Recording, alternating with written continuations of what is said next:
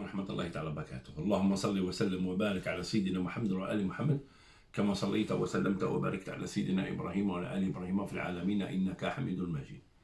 Ya Allah, je vais faire une traduction sur la vidéo précédente qui parle de Sahabi, l'ami, parmi les amis les plus proches de notre prophète sallallahu alayhi wa sallam, et son nom, Julaybib, radiyallahu anhu. Vous savez, dans l'islam, pour choisir une femme, pour le mariage bien sûr, selon la religion islamique, on a 4 critères. Sa beauté, sa richesse, d'une famille noble ou connue, ainsi que sa religion, et de préférence sa religion. Voilà, les 4 critères, on peut choisir pour ces critères-là. Aujourd'hui, la question qui se pose, quels sont les critères de la famille quand on vient demander la main de leur fille? Pour une famille musulmane, le seul critère, c'est l'islam. Est-ce que ce monsieur qui vient, la première question, voilà, est-ce qu'il craint Allah? Est-ce qu'il fait la prière? Est-ce qu'il fait le ramadan? Est-ce que, quand on a tout ça, après on va voir ce qui est matériel. Aujourd'hui, malheureusement, je ne dis pas tout le monde, alhamdoulilah, mais malheureusement, aujourd'hui, les gens, leurs critères uniques et le seul, c'est le matériel. Est-ce qu'il a un appartement? Est-ce qu'il a une voiture? Est-ce qu'il a ceci? Est-ce qu'il a cela? Aujourd'hui, si tu pars demander la main d'une femme que tu as choisie pour partager ta vie avec toi, si tu lui dis je suis à la RSA, niet. Je suis au chômage, niet. Je suis un imam, alors là, ils ne vont même pas te parler. Parce qu'ils vont savoir que tu touches à peu près, allez, peut-être 800 €, Allah, et tu as un logement de fonction et tu galères pour trouver location.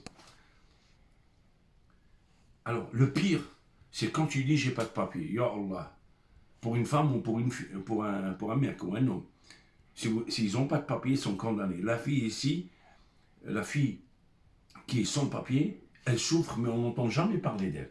On entend juste les hommes sans papier. Mais il y a des femmes qui sont sans papier, qui sont en train de souffrir, en silence.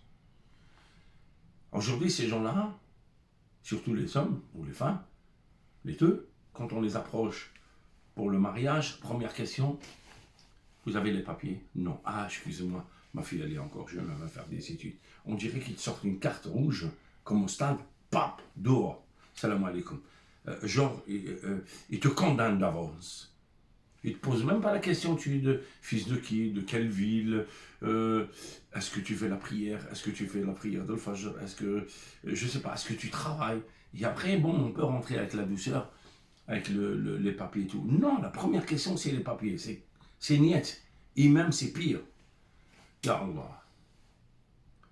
Ya Allah, qu'Allah nous pardonne. Qu'Allah nous pardonne. Et même si la fille, elle aime ce monsieur sans papier, les parents, ils vont, la fille, ils vont opposer pour ce mariage. Ils disent jamais je donne ma fille à quelqu'un qui n'a pas de papier. Ou il dit jamais à son fils, il dit jamais tu te maries avec une fille qui n'a pas de papier. C'est condamné direct. Alors lui-même, c'est même pas la peine, ils vont l'accueillir bientôt. Et bien sûr, ils vont l'accueillir, mais ils vont le rejeter. Ya Allah, sauf respect aux familles qui sont pieuses. Je ne mets pas tout le monde dans le même sac, mais c'est un phénomène qui existe malheureusement. Alors, écoutez cette histoire. Ya Allah, rappelez-vous de ce nom, As-Sahabi. Il s'appelle Julaybib. Ya Allah. Ce Julaybib, c'est quelqu'un qui vivait à Médine. Il était timide, toujours quand il marchait la tête basse. Même pas une douceur de la communauté, parce qu'il était moche. Peut-être il avait un handicap, je ne sais pas quel niveau, Allah. Et il était même caillassé par les enfants. Et il sortait la nuit, il marchait tout seul dans les rues. Il avait le seul toit, c'était le ciel. Et on ne savait même pas de quelle famille il venait. Hein. On ne savait même pas fils de qui, ni maman, ni papa, ya Allah.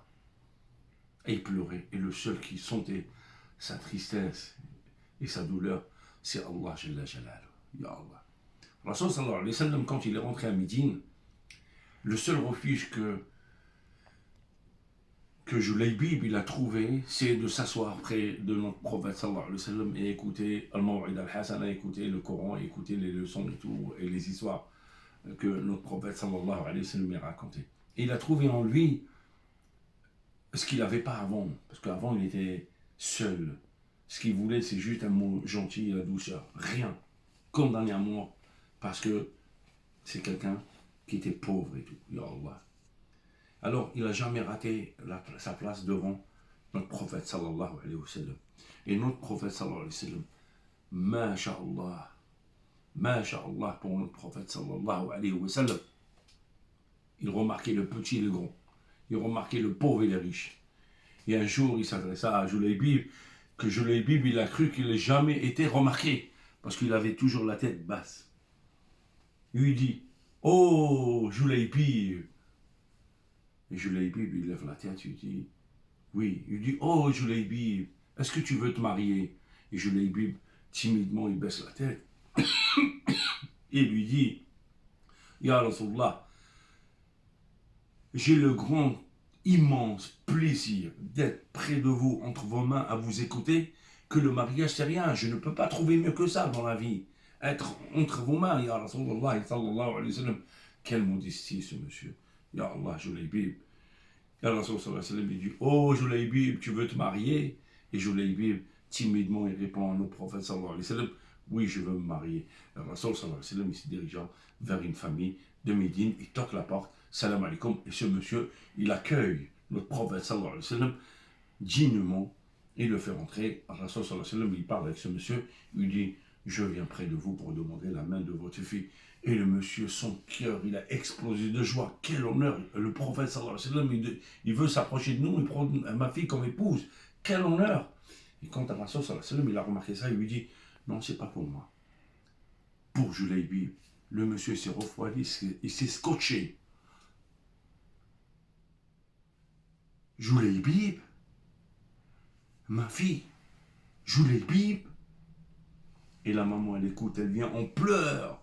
Jamais, jamais, jamais je donne ma fille à Julaybib.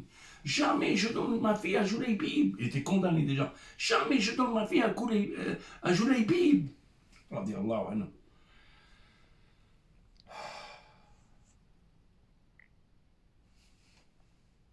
Et la fille qui était derrière, que Allah Jalla Jalaluhu lui a donné la foi dans le cœur et la beauté physique et le visage, Masha'Allah, elle sort en criant vers sa mère avec respect et modestie et timidité.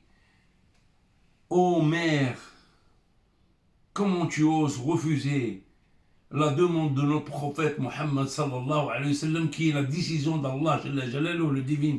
Ya Allah, comment tu peux refuser, maman?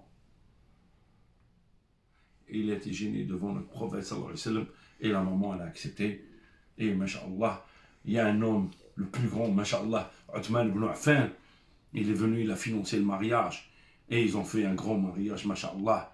Après, il y a eu une guerre, et tout le monde est sorti, et Julaybib, il voulait sortir à la guerre.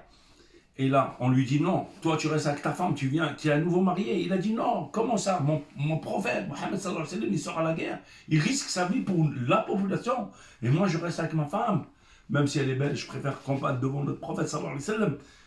Il sort. Et pendant le retour, il cherchait les morts et les vivants. Et Rasul sallallahu alayhi wa sallam, il cherchait Julaybib. Il ne le trouve pas. Ils vont dans les champs de bataille, là où il y a les morts. Il trouve son corps allongé parmi les morts. Il le prend tristement et tendresse. Il lui dit, oh Julaybib, tu es de moi et je suis de toi. Oh Julaybib,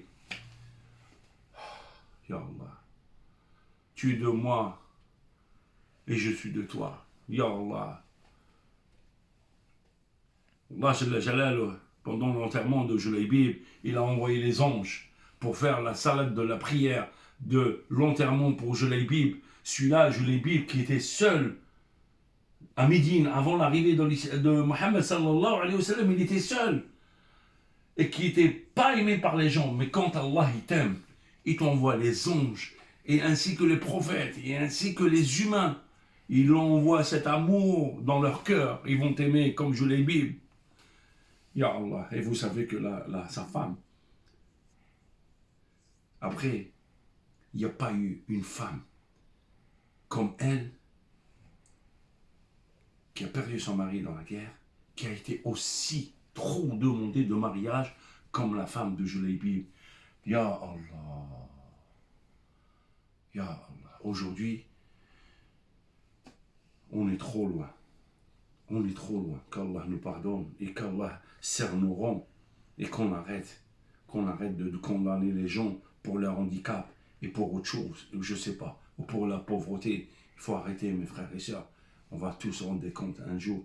Il faut serrer les rangs et qu'on soit une seule population solide. Et c'est comme ça que les autres ils vont nous craindre. Parce qu'on est solide, pas par combattre, mais par notre amour l'un à l'autre.